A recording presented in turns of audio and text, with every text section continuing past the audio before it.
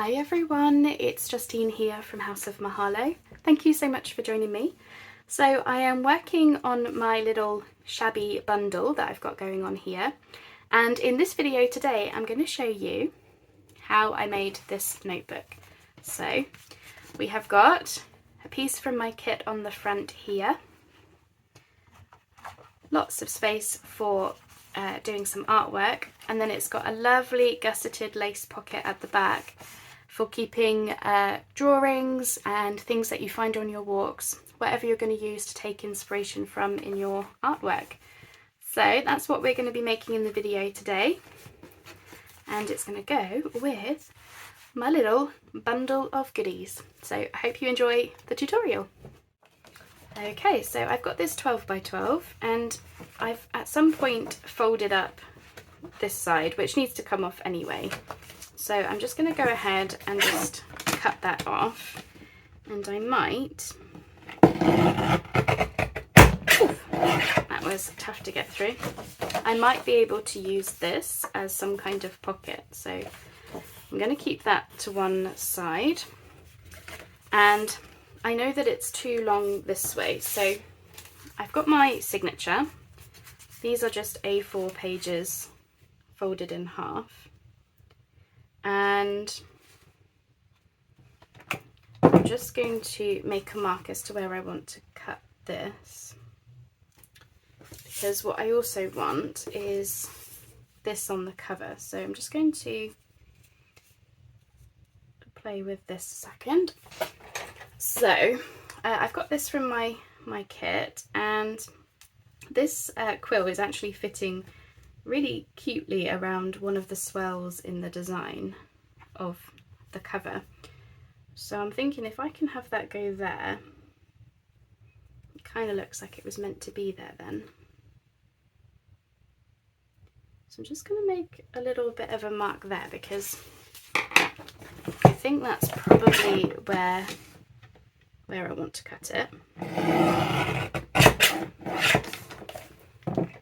So I'm going to put that to one side. I might be able to use that. So as I said, it's just, yeah, I'll take off a little bit more.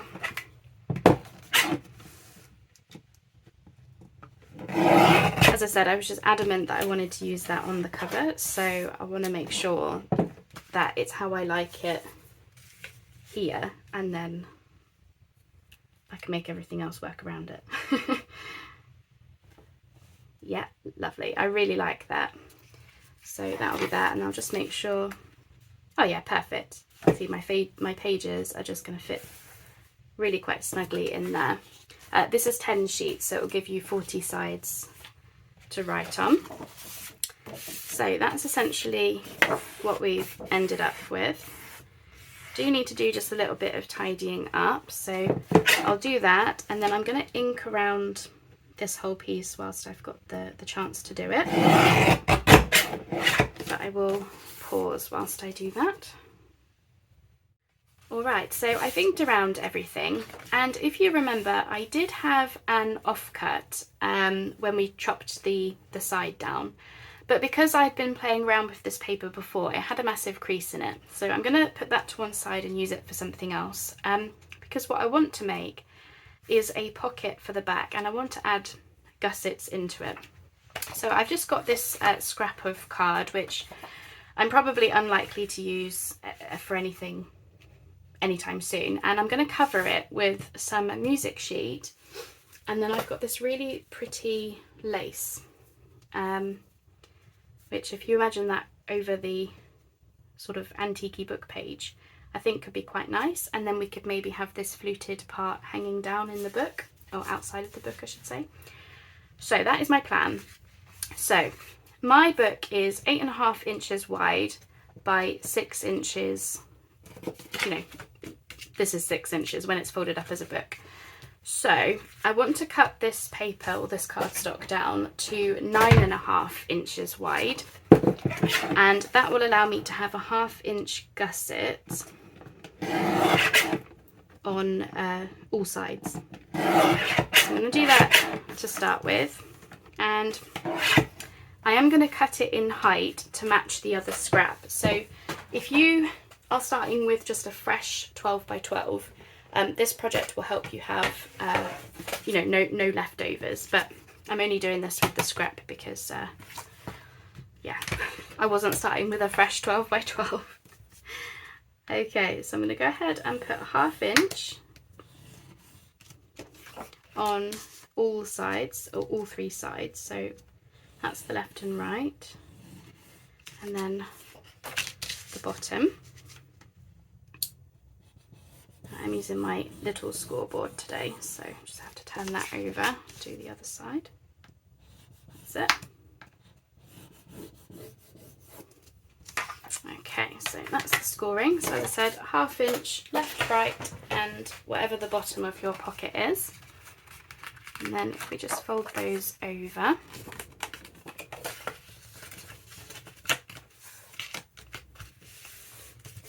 just going to double check the width, just make sure, maths is not my strong point, so let's just make sure that my maths is correct.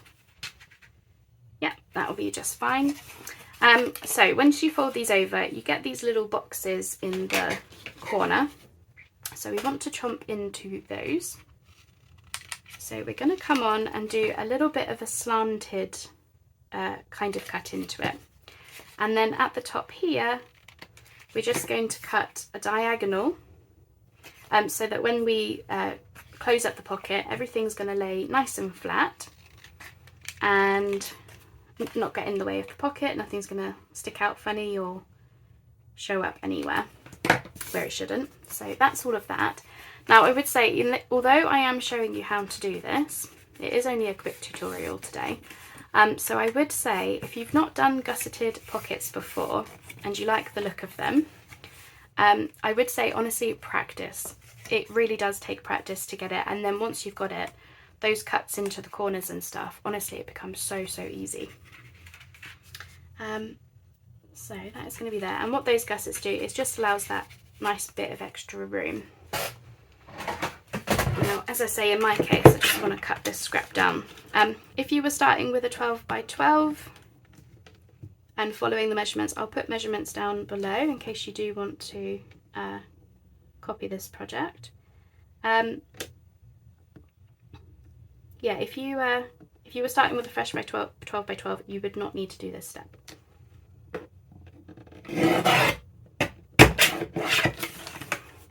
I just, you know, I like to make life harder for myself. Okay, so there we go. Lovely, lovely. So I'm going to cover mine with book page and lace, and then I will have to sew around this. So I think the easiest thing would be for me to go ahead and just glue the book page on. Now I'm not going to go over the gussets. I am going to cut off at the fold lines so that the book page doesn't get in the way of all of that.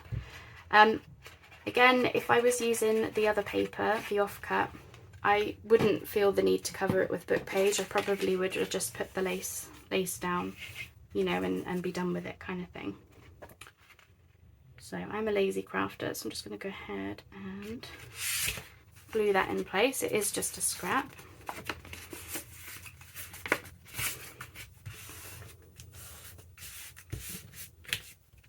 And we're putting the lace over the top of this anyway. So that's what I'm doing there.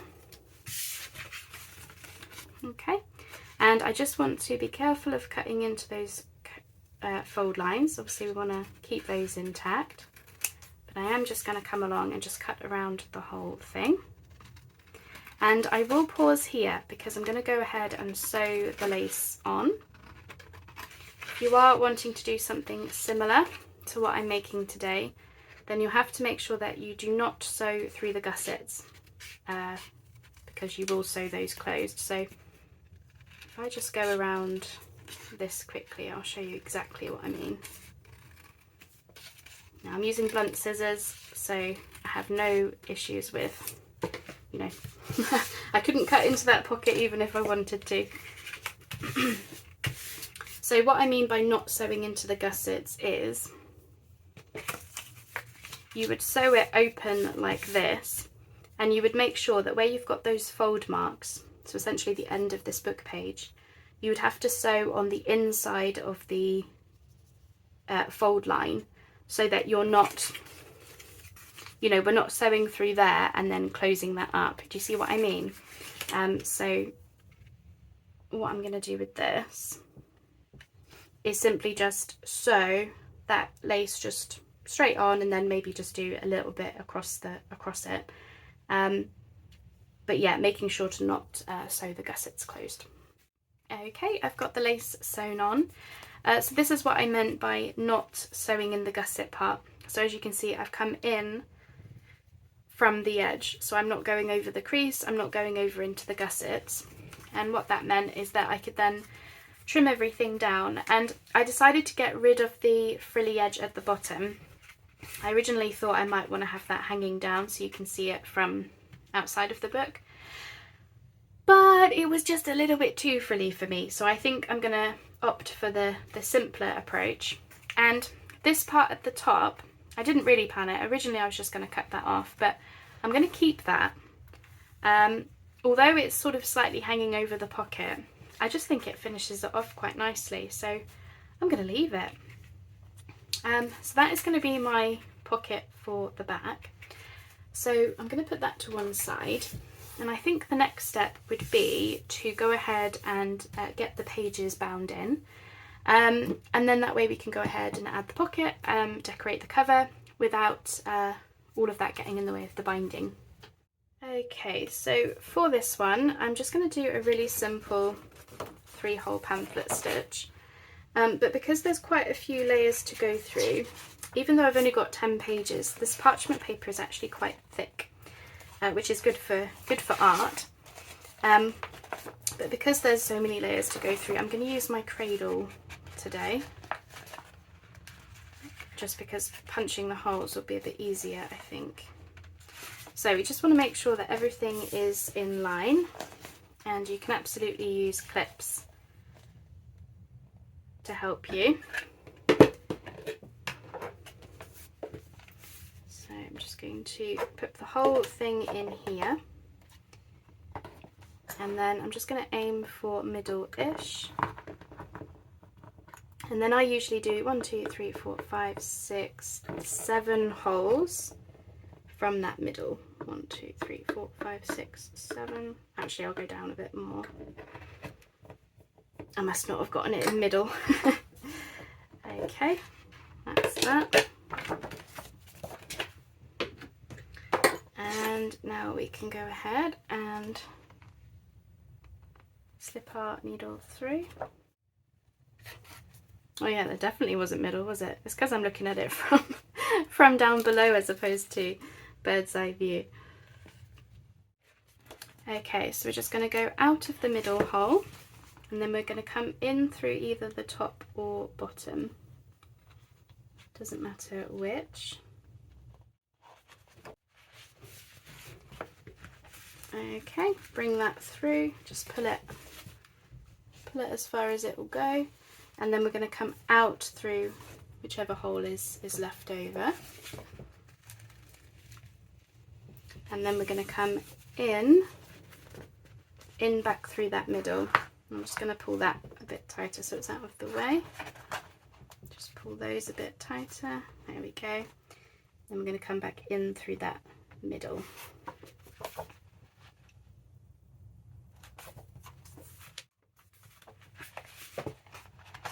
What I will say is sometimes you'll need to thread the pages on, because sometimes the pages can move on you. Now, I'm just going to move the needle out of the way so this doesn't get in my way. Now, what you might find is when you come back up through that middle, you may come up through your strings. Now, if I just show you what that means. If I start trying to pull this tight, can you see there how these two strings are connected just here? You might find that, so what you want to do is just disentangle that, because we want nice clean strings. And what happens when you've got clean strings, like not entangled with each other, is when you pull at these two loose parts, this thread in the middle should suddenly go a lot tighter, and that's how you'll know if you've gone through your strings or not. And it does happen, happens to the best of us. And don't worry if it does, just keep an eye on it, and if it does, make your corrections. So we're just going to hold that tight and just check this. Now this is old vintage string, so I don't think I'm going to get a proper snap like what I usually aim for, but I am just going to give them a snug tug without ripping through the pages, and then I can go ahead and do a knot, and I'm going to do another knot, and then I'm just going to tie a bow. I think this is like some kind of linen string that they would have used for sewing, but I just wanted to get it used up, and I thought it went with the vintage vibe of the project quite nicely. So that's our bow. So just pop the leftovers over there for a second. And what you might want to do is, because we're using the scrapbook paper, you might just want to push those holes in from the outside just to tidy them up. And then we just want to check, still getting that snap, which is good. And then what I like to do is just come in and just run my hands along these holes and just make sure we're all nicely down.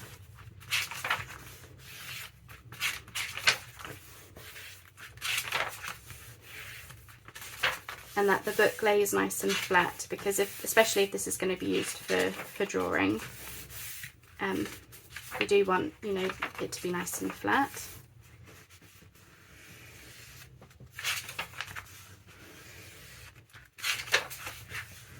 Now a lot of people do ask me, how do you get it so that the binding lies as flat as it does? Honest truth, I'm not sure. It just, for me, it works out as being flat whenever I make a journal like this. So I do think it comes with practice and trial and error, but I found a technique that works for me, so I stick with it. And that's honestly all I can really tell you. Okay, so normally I would cover the strings with some lace, but because I'm having this on the front, I actually don't think it needs it, and you know, it's all looking pretty neat up there. So all I've done is I've just pushed in those holes and I've just inked over them, so I haven't got the white core of the paper showing. Just a little bit there as well. But I'm actually just going to leave it like that rather than putting some lace on this time. Okay, so I'm going to go ahead and pop this on the cover, and I'm going to use my little quill. Now I did think to have lace or book page or something under this, but I'll be honest, I'm kind of just liking the idea of it being just this, especially as there's not too much room anyway. But I haven't brought the glue right to the very edges, because I am thinking, being sort of a vintagey sort of vibe, I might want to just have those edges curled up a little bit in places. So I'm just pressing the glue in the middle, but I'm taking care not to go too much to the edges, because I just think I just want that little bit of just a little bit of movement along the edges. So I might put some more glue on, but I just think, yeah, something like that.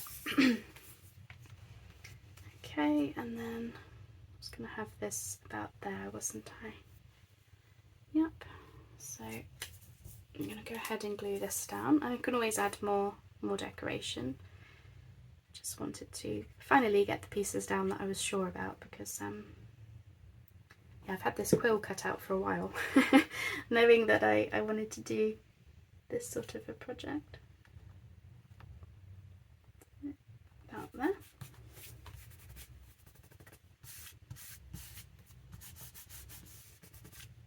That's it.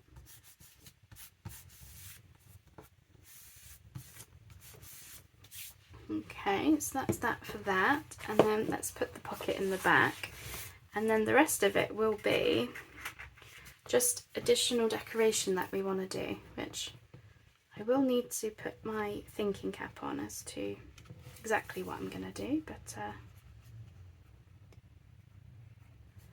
so just gluing the gussets, so just those folded bits.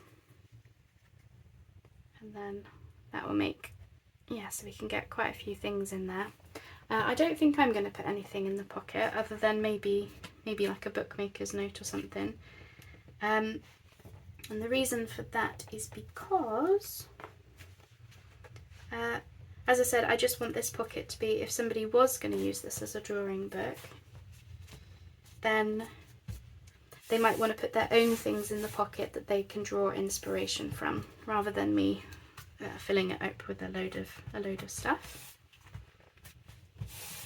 Just check that's straight. Yeah, lovely. But I will happily do a little bit more decoration on this if I feel like we need it. Okay, so I just added a few simple decorations. I've just got a little bit of a torn piece of washi just across the quill. I just thought that added a little something extra to the cover. I've added a butterfly here, that came from a book. And I've got a butterfly there, and what I really like, I went ahead and added this book plate. So yes, in hindsight, you should do this step before gluing the pocket down if you're going to add something like this. But it was just something that I thought of later. And so I managed to get the brads through the pocket, and they're only small brads, so they're not going to get in the way of anything. And I've just got a little bit of a label in there. This is removable, so if I decide to change this out for something else later, then I will, because I was umming and ahhing between the word findings or ideas.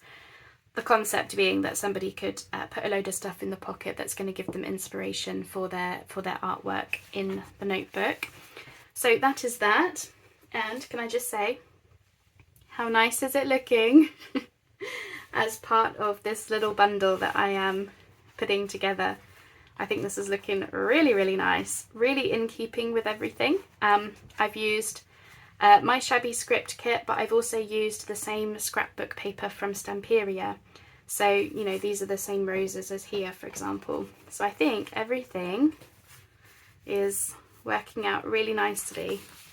You know, we've got essentially pink and green throughout this whole little project. So yeah, this is coming together really nicely.